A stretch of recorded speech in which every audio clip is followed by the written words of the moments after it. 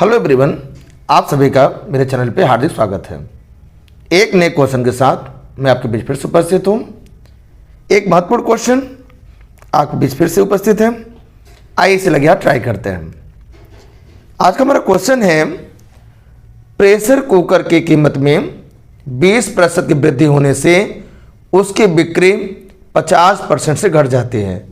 कोई दुकानदार पहले से कितना प्रतिशत कम या अधिक आय प्राप्त करेगा। ध्यान दीजिए, अगर आप इसको कन्वर्ट करना चाहते हैं, 20% को फ्रैक्शन में भिन्न में कितना कहते हैं, 1/5 कहते हैं, और 50% को का भिन्न मान 1/2 होता है। कहने का मतलब, अगर मूल मान को 5 मान लें, 20% वृद्धि का मतलब 5 रहेगा तो 1 बढ़ जाएगा, तो नया मान 6 हो जाएगा। 50% कमी घट जाता है, माने पहले मान अगर 2 था तो नया मान 1 कम होकर के 2 में से 1 गया तो 1 हो जाता है। आप देखिए, इसको मल्टीप्लाई कराइए, 5 दूना 10 हो गया, ये 6 कम 6 हो गया।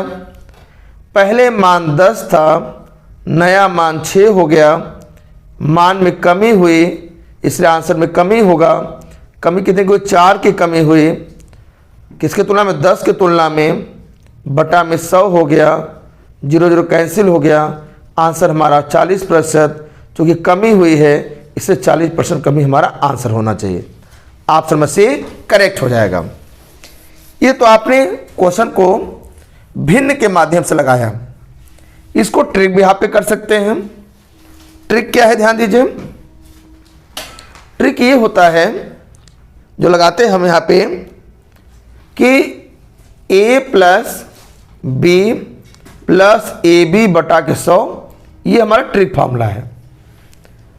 ट्रिक फार्मूला क्या कहता है? अगर वृद्धि होगी तो मान प्लस में लेना पड़ेगा, अगर कमी होगी तो मान को माइनस में लेना पड़ेगा। क्योंकि पहला वृद्धि है तो एक मान, पहला मान हमारा पॉजिटिव लिया जाएगा, तो +20 ले लिया मैंने। दूसरा मान घट गया तो निगेटिव है तो -50 ले लीजिए। ए पहला मान है तो प्लस में, बी दूसरा मान है -50 हो जाएगा। अब बटे में यहाँ 100 हो जाएगा। दोनों को सॉल्व करेंगे, -30 आएगा। ये माइनस, अब ये प्लस मिलके माइनस हो जाएगा। ये 2 शून्य यहाँ पे कट जाएंगे, 5 दूना 10 हो जाएगा। -40%, माइनस बता रहा है कमी है। कितने कमी है? 40% का, इसलिए ऑप्शन बस ये करेक्ट है। आपके पास 2 मैंने ऑप्शन बताए। आप ट्रिक बेस पे कर सकते हैं, आप भिन्न के माध्यम से क्वेश्चन लगा सकते हैं, प्रतिशत से भिन्न बदल के लगा सकते हैं। तो जो आपको अच्छा लगे, जिससे आपकी तैयारी बेहतर हो, उस तरह से अपनी तैयारी मजबूत कर लीजिए। सब्सक्राइब कर लीजिए और लाइक करना बिल्कुल ना भूलें।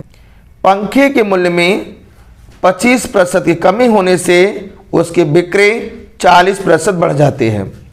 किसी दुकानदार की आय पर क्या प्रभाव पड़ेगा, ये प्रश्न कहना चाह रहा है। आइए पहले हम लगाते हैं इसको, दिए गए भिन्न प्रतिशत को भिन्न में परिवर्तन करके लगाते हैं। 25% का मतलब होता है 1/4। भिन्न मान कितना होता है? 1/4 होता है। और दूसरा मान है 40%। 40% का हो जाएगा कितना? 2/5। ठीक है, आइए हल करते हैं। ध्यान दीजिए, पहले में कमी है, माने मूल मान अगर 4 है तो नया मान 1 कमी हो जाएगा, नया मान 3 हो जाएगा। ठीक है, आइए आगे बढ़ते हैं। ये वृद्धि वाला है, बढ़ जाता है। मूल मान अगर 5 है तो 2 बढ़ जाएगा, तो नया मान कितना हो जाएगा? 5 2 7 हो जाएगा। आइए इसका गुणा कर लें, 4 पंजे 20 हो जाएगा। ये कितना हो जाएगा? 7 3 21 हो जाएगा। कितने वृद्धि हुई? 1 की वृद्धि हो गई।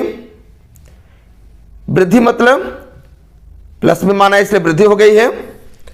बटे में कितना? 20 की तुलना में, मूल मान 20 की तुलना में, अगुड़े 100 कर लीजिए। 20 पंजे 100 कट जाएगा। आंसर हुआ 5%। क्योंकि ये वृद्धि है तो 5% वृद्धि हम कर देंगे। इस प्रकार से हमारा ऑप्शन नंबर बी करेक्ट हो जाएगा। इस प्रकार ये जो प्रश्न है हमने प्रश्न से भिन्न के माध्यम से बताया आपको। आइए ट्रिक भी यहां पर भी क्वेश्चन लगाते हैं। ट्रिक क्या होता है? a plus B plus A B बटा के 100। अगर पहला मान पॉजिटिव है तो प्लस में, कमी है तो माइनस मिलेंगे, अब वृद्धि होगी तो प्लस मिलेंगे। पहला कमी है तो माइनस ले लीजिए, -25 हो गया। दूसरा वृद्धि है तो 40 को प्लस में लेना है, 25 माइनस मिलेंगे, 40 को प्लस मिलेंगे, अब बटा के 100 कर देंगे।